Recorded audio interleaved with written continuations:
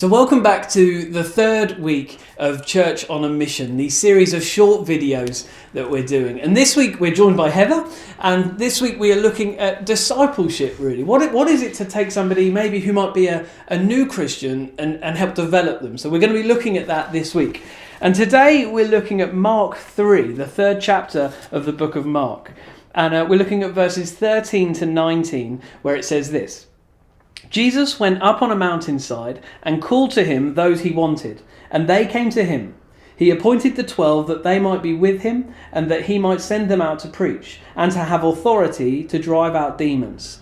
These are the 12 he appointed: Simon, to whom he gave the name Peter, James, the son of Zebedee, and his brother John, which means sons of thunder, Andrew, Philip, Bartholomew, Matthew, Thomas, James, son of Alphaeus, Thaddeus, Simon the Zealot, and Judas Iscariot, who betrayed him. So, Heather, what do you see in this passage when Jesus is appointing the 12? What's going on here? I think it's really interesting. So we've heard about God's plan for us as disciples to go out and preach the gospel and baptize people. And I think it's really interesting the method that Jesus goes about doing that. So he basically invests in 12 people who will change the world. And all of us want to be world changers. All of us want to, achieve this mission. But Jesus, he did this through intentionally developing deep relationships with just 12 people. He had 3 people who were 3 of his closest friends, were kind of closest to him. But he did it. He didn't have kind of huge platforms, he didn't have a blog, he didn't have this, that or the other. He just spent the majority of his time with 12 individuals, investing in them and discipling them. And I think it's interesting today, we think we need this huge platform.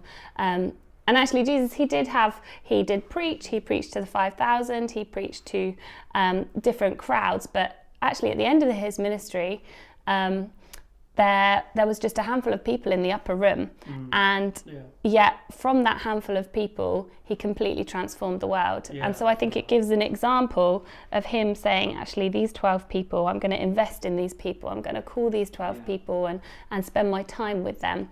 It gives an example to us in how we can kind of achieve the Great Commission and the Great Commandment in our day. Because I love it in verse 16, it says the 12 he appointed.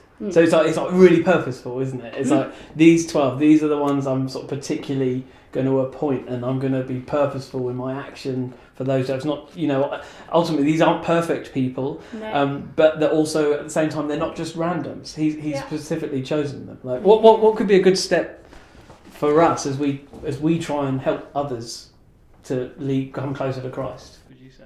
I think often. Yeah, I think actually just investing in the people who are already around you. So that could be your family, it could be your friends, people that are just already in your life. Jesus knew these individuals, and I think the task of kind of going out into the world and preaching the gospel, it can feel really daunting, but actually if we just use the people that are already in our lives that God has placed us strategically to be among, then we can have just this huge, profound impact wherever we are and wherever God's placed us.